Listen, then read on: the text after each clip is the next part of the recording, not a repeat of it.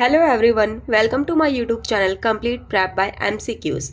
Yes, you heard it right. मैंने अपने channel का नाम Complete Prep से Complete Prep by MCQs कर दिया है बिकॉज इस चैनल पर अब से आपको MCQ के फॉर्मेट में ही कंटेंट देखने को मिलेगा.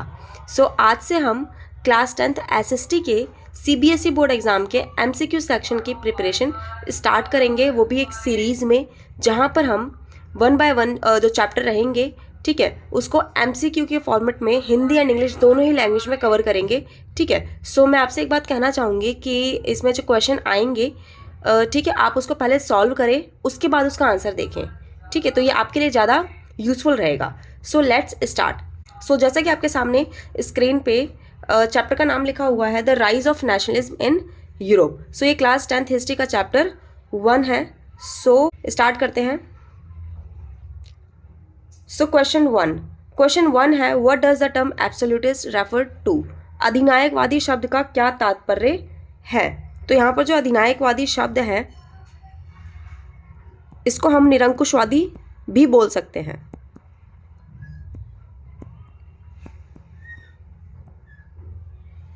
ठीक है, जो एब्सोल्यूटिस्ट है या जो निरंकुशवादी जो शब्द है या अधिनायकवादी जो शब्द है, इसका मतलब क्या होता है. तो इसका मतलब क्या होता है, पहला है कि गवर्नमेंट विदाउट लॉज. ठीक है, ऐसी गवर्नमेंट जहां पर कानून नहीं है, कानून रहित सरकार. सेकंड है कि government run by religious leaders, धार्मिक नेताओं द्वारा संचालित सरकार. ठीक है, यानी कि ऐसी गवर्नमेंट जहां पर कौन रूल कर रहा है, रिलीजियस लीडर्स रूल कर रहे हैं. तीसरा है गवर्नमेंट विद अनचेक्ड पावर, यानी कि ऐसी गवर्नमेंट जहां पर जो उसकी शक्ति है, जो उसकी पावर है, वो कैसी है, अनचेक्ड है. अनचेक्ड का मतलब निरंकुश है. निरंकुश का मतलब जिस पर कोई अंकुश ना हो, जिस पर कोई किसी भी टाइप का जो रुकावट ना हो. ठीक है, तो वैसी गवर्नमेंट है. चौथा क्या है कि गवर्नमेंट बेस्ड ऑन डेमोक्रेसी. ठीक है, ऐसी गवर्नमेंट जो किस पर बेस्ड हो, डेमोक्रेसी पे बेस्ड हो. ठीक है, तो निरंकुशवादी, तो हिंदी के लिए ये आसान हो गया. ठीक है, तो निरंकुशवादी, तो ऐसी गवर्नमेंट जो कैसी हो, जिसके पास निरंकुश शक्ति हो, तो ऐसी गवर्नमेंट को हम क्या बोलेंगे, निरंकुशवादी. ठीक है, बोलेंगे. और इंग्लिश में एब्सोल्यूटिस्ट गवर्नमेंट को, ठीक है, कैसी गवर्नमेंट होगी, गवर्नमेंट विद अनचेक्ड पावर. तो इसका आंसर हो जाएगा C. Let's move to next question. Question number 2 की तरफ हम बढ़ते हैं. यहाँ पे लिखा है, who painted the series of 4 prints titled the dream of world wide democratic and social republics. The dream of world wide democratic and social Republic जो शीर्षक वाली 4 प्रिंटों की श्रृंखला किसने बनाई. ठीक है, 4 प्रिंट के सीरीज की जो पेंटिंग है ये किसने बनाई है. तो Frederic Sorrieu, Napoleon Bonaparte, Giuseppe Mazzini, Otto von Bismarck. तो किसने बनाई है, इसका आंसर क्या होना चाहिए. यस, इसका आंसर क्या होगा, Frederic Sorrieu. Next question, which treaty was signed in 1815 to restore the monarchies. तो कौन सी ट्रीटी या कौन सी जो संधि है, ठीक है, उस पर हस्ताक्षर किए गए, क्यों, 1815 में राजशाहियों को पुनर्स्थापित करने के लिए. ठीक है, राजशाही का मतलब क्या होता है, या फिर इंग्लिश में मोनार्की का मतलब क्या होगा. ठीक है, ऐसा रूल जहां पर जो सारी पावर है वो किसके हाथों में, सारी की सारी पावर जो है किंग के हाथों में है. ठीक है, और ये पीपल के प्रति बिल्कुल भी जवाबदेह नहीं होता है, कोई भी रिस्पॉन्सिबिलिटी इसकी एक तरह से नहीं होती है. ठीक है, पब्लिक के प्रति. ऐसी जो सिस्टम ऑफ गवर्नमेंट है इसे क्या बोलेंगे, मोनार्की. इसमें क्या आंसर होना चाहिए, which treaty was signed in 1815 to restore the monarchies. कौन सी ट्रीटी को साइन किया गया, treaty of Versailles, treaty of Vienna, treaty of Paris, treaty of Frankfurt. तो इसका आंसर क्या होना चाहिए, तो इसका आंसर होगा ट्रीटी ऑफ वियना, वियना की संधि. Next question, the idea of nation state became popular in Europe during which century. Europe में राष्ट्र राज्य का विचार किस शताब्दी में लोकप्रिय हुआ. तो किस शताब्दी में लोकप्रिय हुआ, इसका आंसर क्या होना चाहिए, 16th सेंचुरी में, 18th सेंचुरी में, 19th सेंचुरी में, 20th सेंचुरी में. तो अगर आपने चैप्टर पूरा पढ़ा होगा अच्छे से, ठीक है, तो आपको पता होगा जो नेशन स्टेट है, ठीक है, वो कब से एमर्ज होना शुरू करते हैं, 19th सेंचुरी. इसका आंसर क्या होगा, 19वीं शताब्दी. Next question, what was the symbol of German nation in visual representation. दृश्य प्रस्तुतियों में जर्मन राष्ट्र का प्रतीक क्या था. ठीक है, तो जो विजुअली रिप्रेजेंटेशन हो रहा था उसमें जो जर्मन राष्ट्र है, ठीक है, या जर्मन नेशन है, ठीक है, उसका सिंबल क्या था? तो उसका सिंबल क्या था? इसका आंसर क्या होना चाहिए? इसका आंसर होगा yes, Germania. Next question, who was the leading figure in unification of Italy? Italy के एकीकरण में प्रमुख व्यक्ति कौन थे? तो कौन थे प्रमुख व्यक्ति? इसका सही आंसर क्या होगा? ग्यूसेपे मैजिनी। यस, इसका सही आंसर होगा B. Next question, what does liberalism mean in the 19th century European context? यानी कि 19वीं सदी के यूरोपीय संदर्भ में जो उदारवाद है उसका क्या अर्थ था? उदारवाद का मतलब क्या होता है, या फिर लिबरलिज्म का मतलब क्या होता है? देखो, इसका जो मीनिंग है वो कॉन्टेक्स्ट पर डिपेंड करता है, किस कॉन्टेक्स्ट में इसका यूज़ किया जा रहा है। तो यहाँ पर कौन सा कॉन्टेक्स्ट की बात हो रही है? 19th सेंचुरी की बात हो रही है, ठीक है, और वो भी यूरोपीय संदर्भ में। तो इसका आंसर क्या होगा? First, freedom for the individual and equality before the law, व्यक्ति की स्वतंत्रता और कानून के समक्ष समानता। या फिर उदारवाद का मतलब था कि राजशाही का नियंत्रण, या फिर कंट्रोल बाय द मोनार्की। या फिर उदारवाद का मतलब था रिस्ट्रिक्शन ऑफ ट्रेड, यानी कि व्यापार पर प्रतिबंध का लगना। या फिर फोर्थ, इकोनॉमिक बैकवर्डनेस, आर्थिक पिछड़ापन। तो इन सभी में से उदारवाद यानी कि लिबरलिज्म का मतलब आखिर क्या था? तो यस, इसका आंसर क्या होगा? First, freedom for the individual and equality before the law. यानी कि उदारवाद में किसकी बात होती है? व्यक्ति की स्वतंत्रता की, ठीक है, उसके फ्रीडम की, एंड साथ में, ठीक है, कानून के समक्ष उसकी समानता की, ठीक है। Let's move to next question. So question number 8, what was Zollverein? Zollverein क्या था? तो क्या ये जर्मन कस्टम्स यूनियन था, फ्रेंच रिवॉल्यूशनरी स्लोगन था कोई, ठीक है, फ्रांसीसी क्रांतिकारी नारा था, या इटालियन सीक्रेट सोसाइटी थी, यानी कि इटली की कोई गुप्त सोसाइटी थी, या ऑस्ट्रियन मिलिट्री अलायंस था, ऑस्ट्रियाई सैन्य गठबंधन था? तो ज़ोलवेरन आखिर क्या था? तो इसका सही आंसर क्या होगा? यस, इसका सही आंसर होगा फर्स्ट, जर्मन कस्टम यूनियन था ये एक, ठीक है। Next question number 9, which empire was referred to as the sick man of Europe? किस साम्राज्य को यूरोप का रोगी कहा गया है? ठीक है, ऐसा कौन सा एम्पायर था जिसको, ठीक है, क्या बोला गया है? सिक मैन ऑफ यूरोप। तो ऑटोमन एम्पायर था, रशियन एम्पायर था, ऑस्ट्रियन एम्पायर था, या फिर प्रशियाई साम्राज्य था? तो यस, इसका आंसर क्या होगा? Ottoman empire. Next question number 10, which revolution inspired the rest of Europe in 1789? 1789 में किस क्रांति ने शेष यूरोप को प्रेरित किया? तो 1789 में कौन सी क्रांति हुई थी? अमेरिकन क्रांति हुई थी, ये रशियन क्रांति हुई थी, फ्रेंच रेवोल्यूशन हुआ था, या फिर इंडस्ट्रियल रेवोल्यूशन हुआ था? तो कौन सी क्रांति हुई थी? तो इसका सही आंसर क्या होगा? यस, थर्ड, फ्रांसीसी क्रांति। Next question number 11, who was proclaimed the king of United Italy इन 1861? 1861 में संयुक्त इटली का राजा किसे घोषित किया गया? विक्टर इमैनुअल सेकंड को, ग्यूसेपे गैरिबाल्डी को, ओटो वॉन बिस्मार्क को, या फिर ग्यूसेपे मैजिनी को? यस, इसका आंसर क्या होगा? विक्टर इमैनुअल सेकंड को। Next, what does the allegory of Marianne symbolize? Marianne की उपमा किसका प्रतीक है? Liberty and republic in France, यानी कि फ्रांस में स्वतंत्रता और गणराज्य, यूनिटी इन जर्मनी, जर्मनी में एकता, पावर ऑफ मोनार्की, राजशाही की शक्ति, इंडस्ट्रियल डेवलपमेंट, औद्योगिक विकास। तो इन सभी में से जो मैरियन है, ठीक है, ये किसका प्रतीक है? मैरियन। तो उसका सही आंसर क्या होगा? Yes, liberty and republic in France, France में स्वतंत्रता एंड गणराज्य। Next, what was the main M of the treaty of Vienna 1815? Vienna की जो संधि हुई थी 1815 में, उसका मेन जो एम था, मुख्य उद्देश्य था, वो क्या था? क्या उसका मुख्य उद्देश्य था?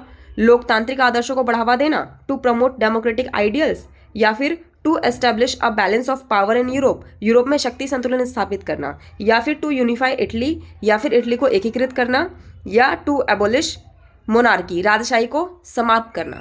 तो जो वियना की संधि थी उसका मुख्य उद्देश्य क्या था? तो यस, इसका आंसर क्या होगा? B, to establish a balance of power in Europe, Europe में शक्ति संतुलन स्थापित करना। नेक्स्ट,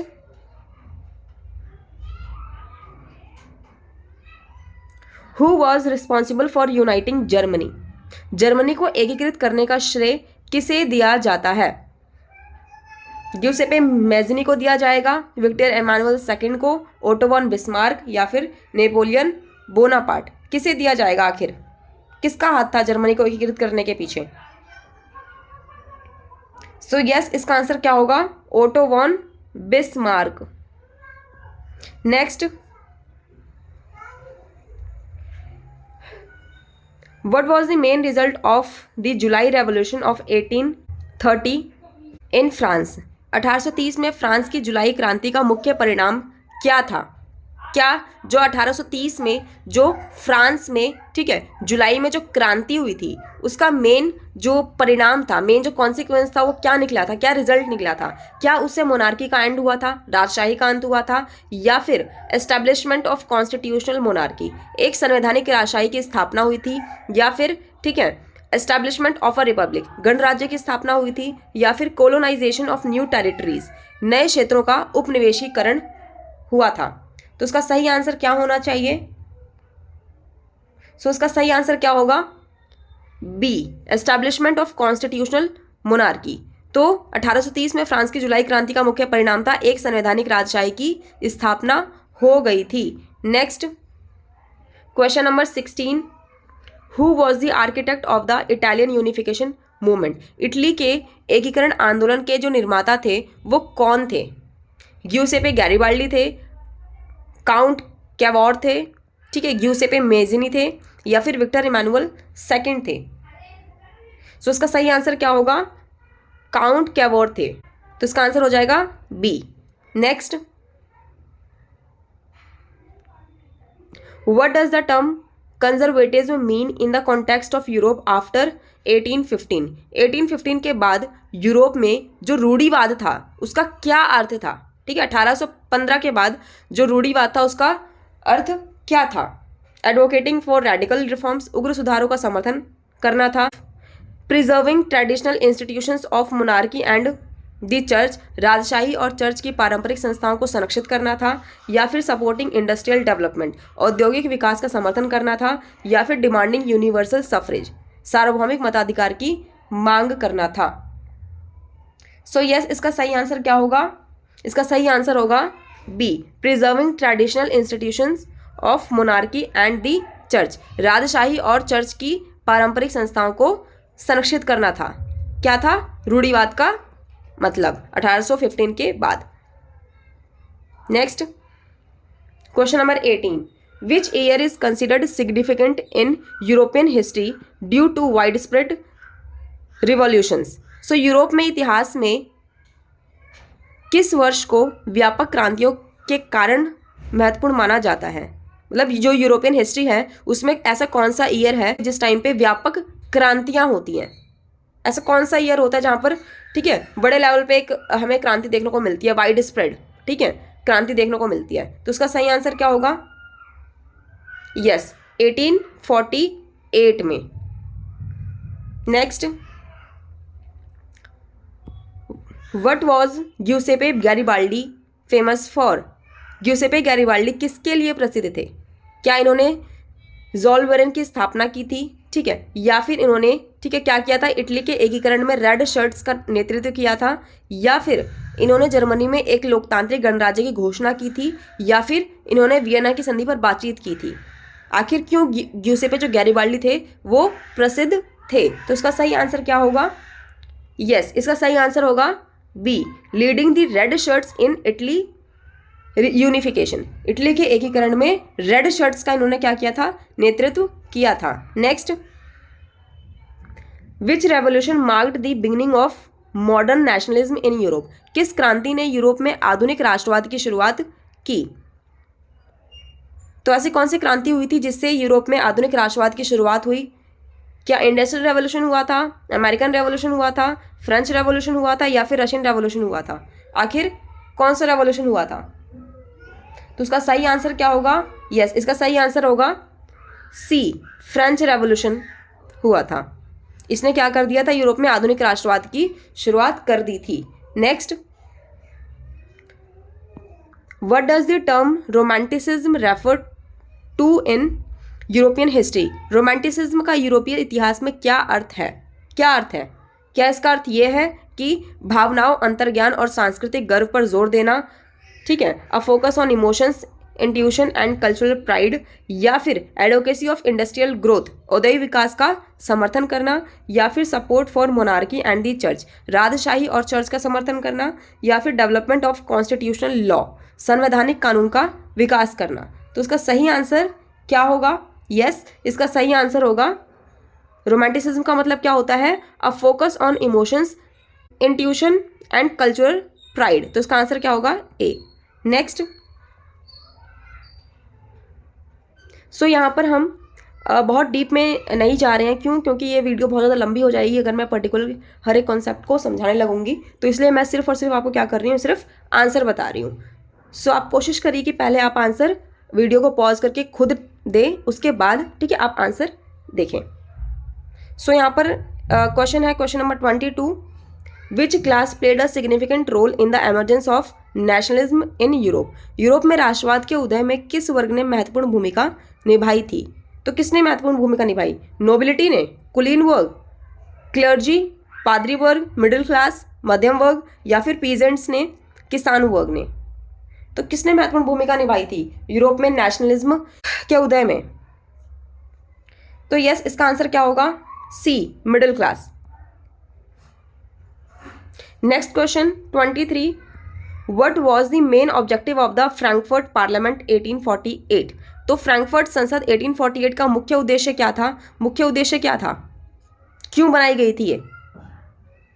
क्या इसका मुख्य उद्देश्य था जर्मनी को राजशाही के तहत एकीकृत करना, to unify Germany under a monarchy, या फिर to draft a constitution for a united Germany, या फिर संयुक्त जर्मनी के लिए एक संविधान तैयार करना इसका काम था, या फिर to abolish feudalism in Europe, Europe में सामंतवाद को समाप्त करना, या फिर टू प्रमोट इंडस्ट्रियल डेवलपमेंट, औद्योगिक विकास को बढ़ावा देना।